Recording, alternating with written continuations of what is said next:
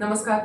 मराठी भाषा विश्व या माझ्या युट्यूब चॅनलमध्ये आपल्या सर्वांचं सहर्ष स्वागत. इयत्ता 10वी इंग्रजी माध्यम अक्षर भारती हे पुस्तक, त्यातली कविता आहे 2 दिवस.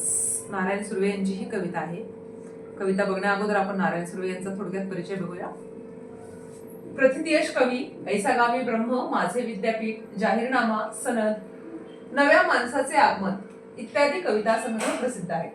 स्वतःच्या प्रकृतीशी जुळणारी, निवेदनात्मक संवादाचा वापर प्रभावीपणे करणारी, बोलीभाषेशी जवळीक असणारी, गद्याच्या अंगाने जाणारी विशिष्ट शैली सुर्वे यांनी निर्माण केली. कामगार जीवनाची सुखदुःख त्यांच्या काव्यलेखनाच्या प्रेरणास्थानी असतात. माणसावरील अपार श्रद्धेतून त्यांची ही कविता साकारली आहे. या कवितेतून 2 दिवस वाट पाहण्यात गेले, 2 दुःखात गेले असं जीवनाचं वास्तव चित्र रेखाटताना भाकरीचा चंद्र शोधण्यातच जिंदगी बर्बाद झाली असं हे जीवनाचं भीषण सत्य त्यांनी मांडलेलं आहे. पण या सत्य मांडताना जगाच्या या शाळेत दुःख पचवून जगण्याची शिकवण, जगण्याची कला जी आहे ती आपल्याला मिळाल्याचं सूचना किंवा सूचित या ठिकाणी कवीने केलेलं आहे. आपण कविता बघूया. 2 दिवस वाट पाहण्यात गेले, 2 दुःखात गेले. हिशोब करतो आहे डोईवर राहिले किती हिवाळे उन्हाळे. 2 दिवस वाट पाहण्यात गेले, 2 दुःखात गेले. हिशोब करतो आहे किती राहिले डोईवर उन्हाळे. शेकडो वेळा चंद्र आला, तारे फुलले, रात्रधुंद झाली. शेकडो वेळा चंद्र आला, तारे फुलले, रात्रधुंद झाली. भाकरीचा चंद्र शोधण्यातच जिंदगी बर्बाद झाली. हे हात माझे सर्वस्व, दारिद्र्याकडे गहाणच राहिले. हे हात माझे सर्वस्व, दारिद्र्याकडे गहाणच राहिले. कधी माना उंचावलेले, कधी कलम झालेले पाहिले.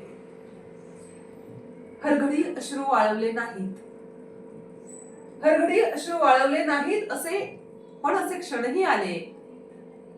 तेव्हा अश्रूच मित्र होऊन सहाय्यास धावून आले. हरघडी अश्रू वाळवले नाहीत असे क्षण आले. तेव्हा अश्रूच मित्र होऊन सहाय्यास धावून आले. दुनियेचा विचार हरघडी केला, अगाध जगमय झालो. दुनियेचा विचार हरघडी केला, अगाध जगमय झालो. दुःख पेलावे कसे, पुन्हा जगावे कसे, याच शाळेत शिकलो. दुःख पेलावे कसे, पुन्हा जगावे कसे, याच शाळेत शिकलो. झोतभट्टीत शेकावे पोलाद, तसे आयुष्य छान शिकले. झोतभट्टीत शेकावे पोलाद, तसे आयुष्य छान शिकले. 2 दिवस वाट पाहण्यात गेले, 2 दुःखात गेले. या कवितेमधून त्यांचं जे काही दुःख आहे, जे काही गिरणी कामगार लोकांचं दुःख आहे की त्यांना खूप सारे त्यांच्याही आयुष्यामध्ये असे प्रसंग आले की ज्यांना आनंद उत्सव करावासा वाटला, पण त्यांना ती संधी मिळाली नाही. त्यांचं आयुष्य जे आहे ते भाकरीचा चंद्र शोधण्यामध्येच गेलेले आहे. म्हणजे 2 वेळेचं जे काही रोज पोट भरण्यासाठी भाकरी लागते, त्यासाठी अपार कष्ट करणे हेच त्यांच्या आयुष्यामध्ये लिहिले गेलेलं होतं. त्यामुळे त्यांनी सांगितलं की 2 दिवस वाट बघण्यात गेले की कदाचित पुढे आयुष्यामध्ये चांगले दिवस येतील.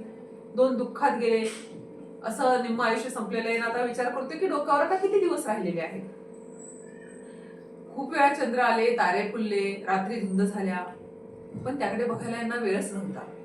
कारण त्यांचं आयुष्य हे कष्टाचं होतं आणि त्यांचं आयुष्य मात्र हा भाकरीचा चंद्र शोधण्यात गेले. तो चंद्र किंवा त्या चंद्राचं सौंदर्य बघण्यासाठी त्यांच्याकडे वेळच राहिला नाही.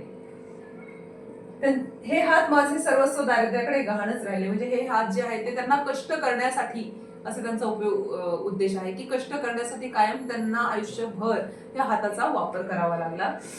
कधी हरघडी अश्रू वाळवले नाहीत. म्हणजे त्यांनाही खूप रडायला येत होतं, वाईट वाटत होतं, पण नंतर मग असं झालं की हे अश्रूच त्यांचे मित्र झाले. रोजची सवय झालेली आहे दुःखाची, त्यामुळे या अश्रूंनी त्यांना मित्रत्व प्राप्त केलेलं आहे. कायमस्वरूपी त्यांनी दुनियेचा विचार केला की लोक काय म्हणतील, कशा पद्धतीने जगलं पाहिजे, वागलं पाहिजे, हे सगळं त्यांनी विचार केला. पूर्णपणे स्वतःचं आयुष्य जगमय करून टाकलं. अगाध दुनियेचा विचार केला, अगाध जगमय झालो.